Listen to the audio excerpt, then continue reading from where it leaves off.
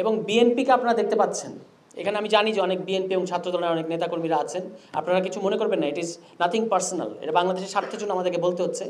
আমরা দেখতে পাচ্ছি যে বিএনপি বাংলাদেশে সংস্কার কার্যক্রমগুলোকে প্রত্যেকটা পদে পদে তারা বাধা দিচ্ছে, প্রত্যেকটা পদে পদে। তারা রাষ্ট্রপতিকে অপসারণ করতে দেয় নাই সকল সাংবিধানিক ধারাবাহিকতার নাম দিয়ে। এখন আমাদেরকে যদি আমরা তো কিছুটা পড়াশোনা করেছি, আমাদের সামনে তো ফরহাদ মজার ছিলেন, তার লেখাপত্র তো আমাদের সামনে ছিল, আমরা তো পড়েছি যে এই সাংবিধানিক ধারাবাহিকতা কী বস্তু। তো রাষ্ট্রপতি অপসারণ তারা করতে দিল না। ছাত্ররা বলল যে জুলাই ঘোষণাপত্র দিতে হবে। আপনি এত বড় একটা অভ্যুত্থান করেছেন, এইটার একটা লিখিত ডকুমেন্ট দরকার আমাদের, এইটা তার ছাত্ররা বলেছে।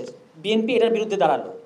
বিএনপি বলতেছে সংস্কার করতে হবে না, নির্বাচন দেন, নির্বাচনী সংস্কার, নির্বাচন করলেই নাকি সংস্কার হবে। তা এখন আমি একটু কনফিউজ যে বিএনপির ল্যাঙ্গুয়েজ এবং গতকালকে বিএনপির মহাসচিব বর্ষিয়ান রাজনীতিবিদ, আমরা তাকে শ্রদ্ধা করি, মির্জা ফখরুল ইসলাম আলমগীর, তিনি বললেন যে নিরপেক্ষ সরকারের অধীনে নির্বাচন হতে হবে। এখন একটু চিন্তা করে দেখেন এই কথাগুলো। আওয়ামী লীগের লোকেদের বক্তব্য, দিল্লির বক্তব্য, বিএনপির বক্তব্য এক হয়ে যাচ্ছে কেন? যে দিল্লি 6 মাস আগেও বাংলাদেশে নির্বাচন চায় নাই, তারা এখন বাংলাদেশের নির্বাচনের জন্য এত উতলা হয়ে উঠেছে কেন? একটাই কারণ, জানুয়ারির আগে দিল্লি যে কারণে বাংলাদেশে ইলেকশন চায় নাই, ঠিক একই কারণে দিল্লি এখন বাংলাদেশে ইলেকশন চায়। সেটা হচ্ছে যে বাংলাদেশে কোনো না কোনোভাবে গণতান্ত্রিক বিকাশ, গণতান্ত্রিক রাষ্ট্র হিসেবে বাংলাদেশকে দাঁড়াতে না দেয়া। দিল্লি এটা পরিষ্কার বুঝতে পারছে যে তাদের আওয়ামী লীগকে এখানে আবারও বসানোর পরিকল্পনা ভেস্তে গেছে, এটা সম্ভব না এই মুহূর্তে।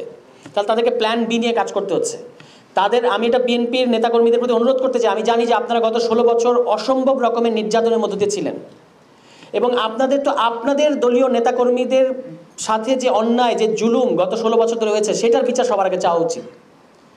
সেটার জন্য রাষ্ট্র সংস্কার করা উচিত, বা রাষ্ট্র পুনর্গঠন করা উচিত। কিন্তু নির্বাচনের এই দাবিটা যে বিএনপি কত বড় ফাঁদে পা দিচ্ছে, মানে বিএনপির, আমি নেতাদের কথা বলছি আর কি, এটা হয়তো তারা এখনো বুঝতে পারছে না। দিল্লির একটা জিনিস কিন্তু পরিষ্কার মনে রাখতে হবে যে দিল্লি এখানে বারবার আওয়ামী লীগকে ক্ষমতায় রাখতে চেয়ে শেষ পর্যন্ত রাখতে পারে নাই। ফলে বিএনপি সহ যারাই বাংলাদেশের রাজনৈতিকভাবে ক্ষমতায় আসতে চায়, তাদেরকে জনগণের উপর ভর করতে হবে, অন্য কারোর উপর না। যদি আপনি অন্য কোনো পরাশক্তির উপর ভর করেন, আপনার আওয়ামী লীগের মতো পরিণতি হতে পারে। আওয়ামী লীগকে সরাতে এখানে 15 বছর লেগেছে, আপনাকে হয়তো এতদিন লাগবে না। এবং অভ্যুত্থানের মধ্য দিয়ে যার পতন ঘটবে, তার কিন্তু রাজনীতিতে ফিরে আসা কঠিন হবে, এটা সে যেই হোক। এখন দিল্লির কিন্তু অন্তরে আওয়ামী লীগ, মুখে বিএনপি। এইটা বিএনপিকেও বুঝতে হবে যে এখন বিএনপির উপর কেন দিল্লি ভর করছে। এই কারণে ছাত্ররা যে সমস্ত রাষ্ট্র সংস্কারের কথা বলেছে কিংবা রাষ্ট্র পুনর্গঠনের কথা বলেছে, তারা বলেছে একটা গণপরিষদ নির্বাচনের কথা। দেখেন, বলা হচ্ছে যে ছাত্ররা নির্বাচন চায় না, কিন্তু ছাত্ররা তো পরিষ্কার করে বলেছে যে আপনারা গণপরিষদ নির্বাচন দেন, 4 মাস পরেই দেন, কোনো অসুবিধা নাই, ওই ডিসেম্বরে যেতে হবে না, 4 মাস পরে নির্বাচন দেন, কিন্তু গণপরিষদ নির্বাচন দেন, সংসদ নির্বাচন না। এখন যারা মনে করছেন যে আপনারা সংসদ নির্বাচন হলে আপনারা সংখ্যাগরিষ্ঠতা নিয়ে সংসদে যাবেন, আপনাদের গণপরিষদে ভয় কিসের? গণপরিষদে আসতে চাচ্ছেন না কেন? আপনারা তো গণপরিষদেও তো সংখ্যাগরিষ্ঠতা পাবেন। এবং দেখেন, স্থানীয় সরকার নির্বাচনে যারা জয়ী হয়, তারা কিন্তু বলতে পারবে না যে আমরা সংসদে গিয়ে আইন প্রণয়ন করব। তো একইভাবে যারা সংসদ নির্বাচনের মধ্য দিয়ে সংসদে যায়, তারা বলতে পারবে না যে আমরা সংবিধান প্রণয়ন করব।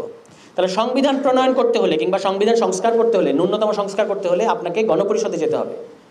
জাতীয় নাগরিক কমিটি, বৈষম্যবিরোধী ছাত্র আন্দোলন, তারা তাদের পক্ষ থেকে বলেছে সামনে নির্বাচনটা এমন একটা নির্বাচন করতে হবে, সেটা হবে গণপরিষদ নির্বাচন। প্রথমত আপনার এখানে যে একটা গণবিরোধী, ঔপনিবেশিক, অগণতান্ত্রিক একটা সংবিধান আছে 72 সাল থেকে, এই সংবিধানটাকে ফেলে দিয়ে, যেটা ইতিমধ্যেই এই অভ্যুত্থানের মধ্য দিয়ে বাতিল হয়ে গেছে, আপনাকে একটা নতুন সংবিধান প্রণয়ন করতে হবে।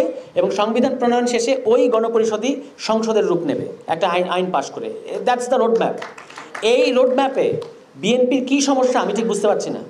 এবং বিএনপি প্রতিনিয়ত যেভাবে বাংলাদেশের, আমি আশা করেছিলাম অন্তত যে বাংলাদেশের ছাত্র জনতা তো 5 আগস্ট পর্যন্ত একটা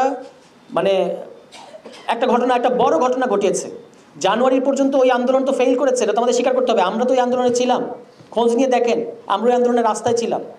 কিন্তু ওইভাবে তো ওই সরকারকে সরানো যেত না, এটা খুব পরিষ্কার। আমরা তখন বলেছি, জানুয়ারির আগে থেকে আমরা বলতেছিলাম যে গণঅভ্যুত্থান করতে হবে। ফরহাদ মজহার বলেছেন, আপনারা তাকে আওয়ামী লীগের বানিয়ে দিচ্ছেন, বলছেন যে উনি আওয়ামী লীগের দোসর। আমরা নির্বাচন চাচ্ছি, উনি গণঅভ্যুত্থান চাচ্ছেন, উনি আওয়ামী লীগকে ফেভার করতে চাচ্ছেন, এই কথাটা আপনারা বলেছেন। তারপর আপনাদের ওই আন্দোলনটা ফেল করেছে, ওইভাবে হয় নাই, জনগণ আসে নাই ওই আন্দোলনে, স্বীকার করা ভালো। 6 মাসের এবং জানুয়ারির পরে একটা লোক বিশ্বাস করে নাই যে বাংলাদেশে শেখ হাসিনার পতন ঘটবে। ছাত্ররা 6 মাস পরে এই কাণ্ডটা করেছে, এত বড় একটা ঘটনা ঘটিয়েছে।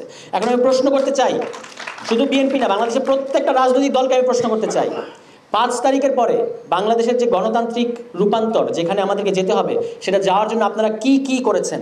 নির্বাচনের দাবি করা ছাড়া আর কি কি আপনারা করেছেন? দেশে এতগুলো মাজার ভাঙা হলো, আপনারা কি করেছেন? দেশে এতগুলো মব হলো, আপনারা কি করেছেন? আপনাদের তো পুরো দেশের সাংগঠনিক কাঠামো আছে, এইটাকে আপনারা জনগণকে প্রোটেক্ট করার কাজে কিভাবে ব্যবহার করছেন আমাদেরকে বলেন, আমরা দেখি নাই। উল্টো আপনারা যেটা করেছেন, ছাত্ররা একটা নতুন রাজনৈতিক দল নিয়ে আসতে চাচ্ছে, এটাকে হওয়ার আগেই আপনারা কিংস পার্টি আমাদেরকে কিংস পার্টি শেখাবেন? তাহলে কি আমরা এখন ইতিহাস খুলে বসবো? বাংলাদেশে তো বিএনপির চেয়ে বড় কোনো কিংস পার্টি নাই। বিএনপি তো সরকারে থাকা অবস্থায় গঠিত একটা দল, কিন্তু তাতে অসুবিধা নাই, কারণ বিএনপি 2 বার গণরায়ের সরকার হয়েছে, জনগণ তার পক্ষে ছিল। তাহলে আপনারা আমাদেরকেও সে সুযোগ দেন, আমাদেরকে আসতে দেন।